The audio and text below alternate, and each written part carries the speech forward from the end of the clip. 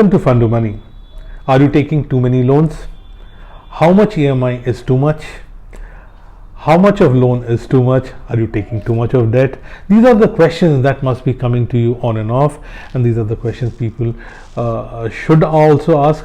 A lot of times people start asking these questions when it is too late, when they're saddled, burdened with a debt trap or a debt burden, back-breaking debt burden. So these are important questions that come to you on and off. Here we'll try and give answer those questions, give you some thumb rules that will help you guide through loans and be prudent about taking loans and managing the loan burden, right? So those thumb rules will be coming up in the next section. We'll take a short break, but before that we'll urge you to subscribe to our channel, follow us on all leading social media networks, and also follow our numerous playlists on this channel and benefit from them. So we'll be back on the other side. We'll come to you with some thumb rules on figuring out how much EMI is right for you,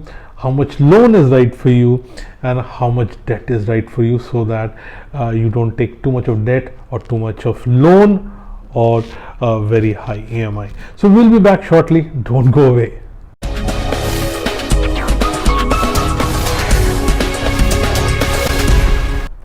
Welcome back. Welcome to Fund Money. We are discussing what is the right EMI level, what is the right amount of loan or right amount of debt that you should be taking. So here are some thumb rules, and we'll give you those thumb rules. Those thumb rules should be easily help you guide through your figuring out the right loan burden or right debt burden or right EMI burden that you can manage, so that you don't get into a mess, a debt trap, or get under a lot of pressure.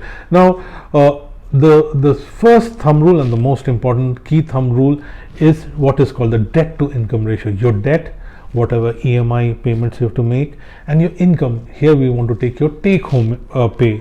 So whatever, suppose you're bringing home 50,000, 70,000, 60,000, 40,000, whatever is your take home pay, your EMIs, all your EMIs, which is basically your debt to income ratio should not be more than 45 to 50% in your early work life. Why is this figure important? Because the moment you cross that threshold, what happens is you cannot manage your present. You have your other items, other expenses you have to manage, your household expenses, your mobile expenses, fuel expenses, transport expenses, and things that you would want to do. You want to go out for a meal or something like that, you can't manage that. You also will not be able to invest for your future. Now remember, when you're taking a loan, you're doing exactly the reverse of what you would be doing in investment. There, in an investment, what happens is you're setting money aside, which is growing, so that your future income is created, and with which you can meet future needs. Here the reverse is happening. In a loan, you're actually committing future income to fund your present needs. So basically, when you're making a balance, when you're having these thumb rules, what you're trying to do, you're basically trying to balance your present requirements, your current requirements, with your future requirements. Both are important, and therefore a balance is required, and these thumb rules help you do that. Now early on in your work life, 45 to 50% should be okay, because you're already stretched, there are expenses, your income is not all that high, so therefore the ratio is going to be higher. That is not the ratio you should be having when you are moving ahead. So in your 30s, in your 40s, this is not the ratio that should be there. This is too high. You should try to bring it down, and so because you need to invest for your future goals, whether it's buying a home, starting your own venture, children's higher education, retirement, and so on and so forth. So you get the drift, don't you? So basically this is something which is important. Now you can have even a better indicator, a better ratio, a thumb rule, which will make it even more prudent. So experts call it the fixed obligation to income ratio, FOIR, right? So fixed fixed obligations are what basically your loan EMIs, which those are your fixed obligations. But there are other obligations. There are insurance payments. You cannot default on that. You might be supporting your parents, your family members. There could be other sort of obligations that you have. So all these fixed obligations to your income is even a better thumb rule to have. And there again, you should stick to about a 45 to 50% level. Lower it gets, the better it happens, better it is for you. So this is something that you need to keep in mind.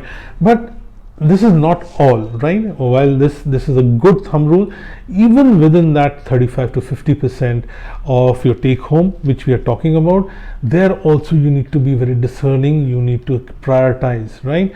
So what is the priority you will give? So home loans and education loans are the ones which get priority. So if you're okay with 45% or 50% or 40% of your take home being taken up by EMI payments, most of it, so up to 35% should be 35% of the of your total take home pay has to be home loan. So if you're taking a home loan, that has to have the lion's share of this the allowance, that quota for loan payments. So if your loan payments is the pie, then 40-45%, that chunk is being taken by loan payments, loan repayments, or EMIs. So a lion's share, so 35% of your take home pay, up to that much, should be either accounted for by home loans, and if you've taken an education loan, that's something that should get priority. Why is this? Why this priority is given? That it's because home loans add to your wealth. Education loan should technically be adding to your future income. This should help you improve your future income. So that's why you have done both of them. So there it makes sense for you to expose yourself. Their interest rates are also lower. And that's the other logic of it. So therefore the pressure is not all that much. Any other loan, say a personal loan or credit card outstanding or a car loan, will typically be have higher interest rates. That's why you need to just block them, make sure they're not much more than a certain percentage, which is typically not more than 15% should be going there. So if 50% is what you're looking at, then 35 for an EMI, assuming you're in early work life, and car and other sort of loans are just 15%, so not more than that. But as we said, the lower this overall percentage, the better it is. The other way to guide yourself is when you're early in your work life, make sure that you're buying a home, then it should not be more than 80% of your overall assets. Okay, so whatever your other investments you have, of course your home value will also get included. So whether it's PPF and equity funds, stocks and other things, it should not be more than 80% the home.